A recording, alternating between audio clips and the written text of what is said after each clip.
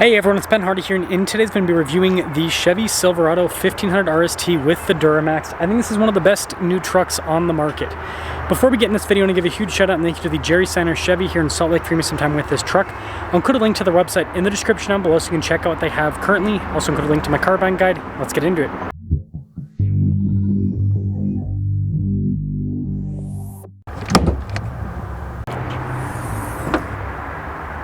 Under the hood, we have a 3-liter inline-6 turbo diesel that goes through a 10-speed automatic transmission.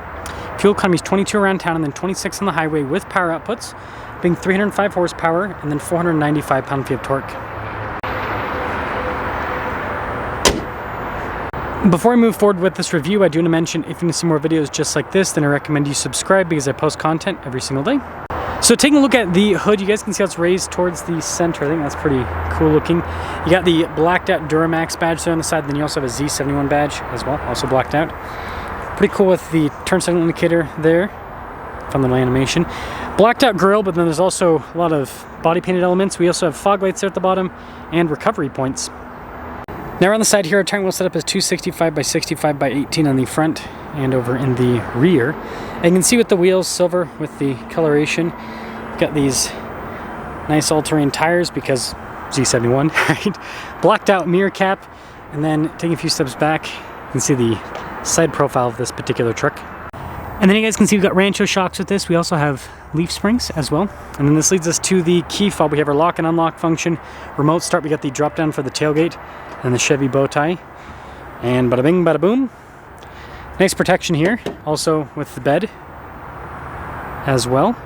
And then we do have lights here in the bed. We also have a power outlet as well. And then I don't think this one's automatic up. Yeah, no, it's manual for the closing operation. You can see all the badges and everything stamped there under the back. You got the bumper steps as well. But yeah, I mean, again, with this package, it's a good looking truck. The only thing I would change is, and I know not all of you will agree with me, but since everything's all blacked out, I'd probably go for like a bronze or a blacked out wheel.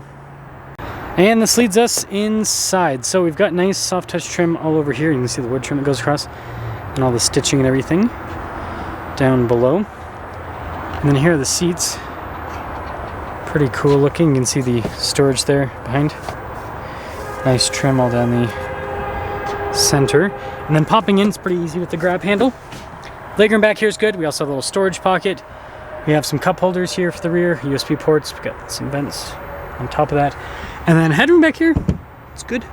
And this leads us up front. So again, see all the soft touch trim and down below. Got all of our window controls here, mirror adjustments, and then just a quick look at the mirrors themselves. Payload on this truck is 1,703 pounds. That's pretty impressive, right? For half ton. 9,000 pounds towing. And then here's the front seat. Got that nice trim. It is power adjustable. And then because it's the Z71, it's got the 2-speed transfer case. It also has 4-wheel drive auto. Got all of your light controls here on top of that.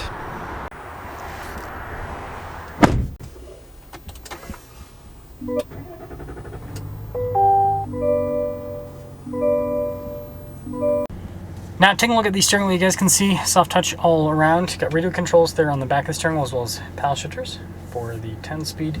And then we've got practical controls for the center here. We also have our adaptive cruise control and heated steering wheel function. Turn signal, windshield wiper stock. And then we've got a full digital gauge cluster here, which you can use to go through the different drive modes. And it also has that tow haul mode, which will turn on the diesel exhaust brake. 360 camera system. See, out of a bunch of different angles with the truck. And then as for the rest of the infotainment system, quick response time. Really easy to use. You got the shortcut bar there on the bottom. Oops, let's turn that down.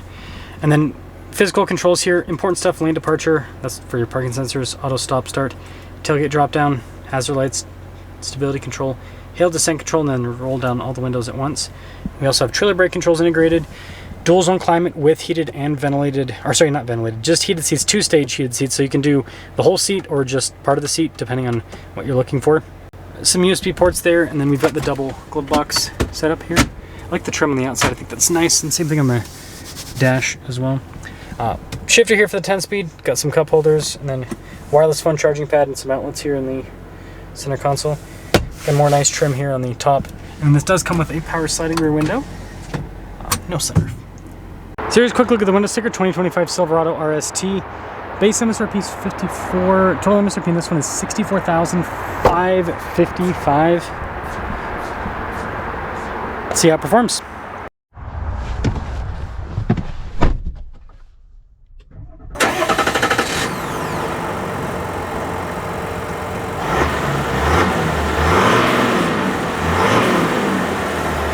Oh, Silverado RST with the Duramax.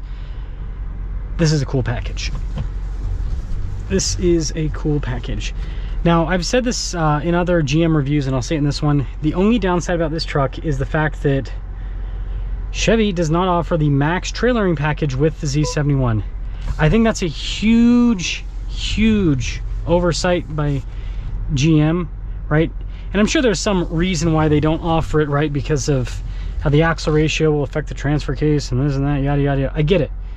But GM's got a lot of smart people working there, so I know they can figure out a way to do it. Because Ford does it, right? They have their off-road package with max trailing, and so I just think that there's a lot of potential customers that are lost that would be, like, think about this.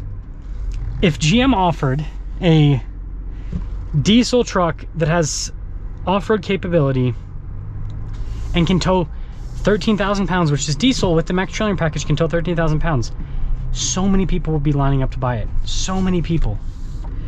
But no, instead you have to get, if you want off-road stuff, well, you get 9,000 pounds of towing. And if you want towing, you do not get four-wheel drive low.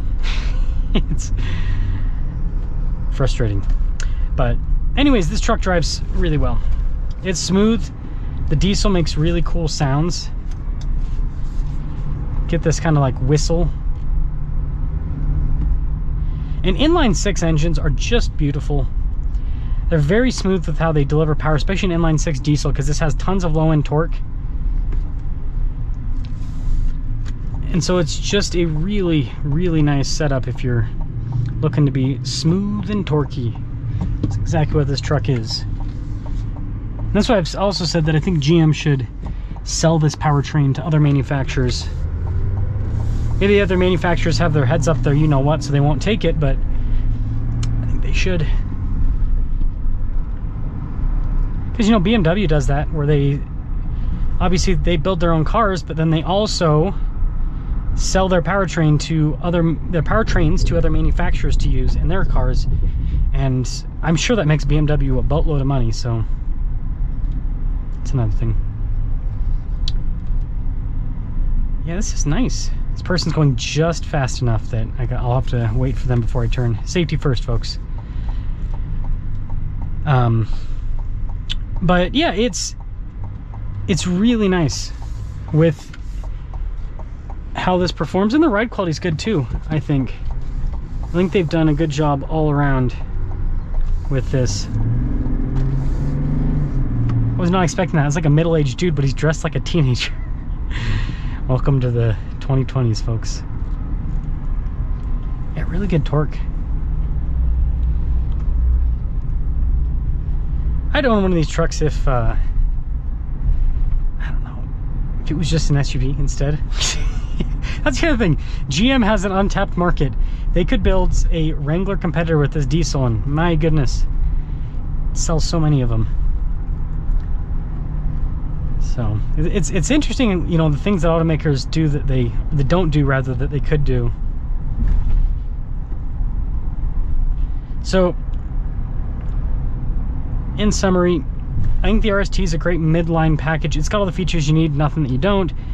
And the diesel is a great powertrain. And you know, a lot of people, you don't need to tow more than 9,000 pounds. I know some people do with all the toys and everything they have, but you know, a lot of regular towing, you know, 7,000 to 9,000 pounds, that range, which this is obviously at the upper end, it's more than enough.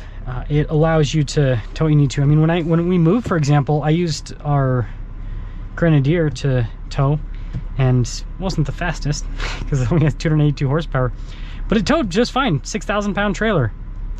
So yeah, and that was a lot of stuff. There was a ton of stuff in that trailer.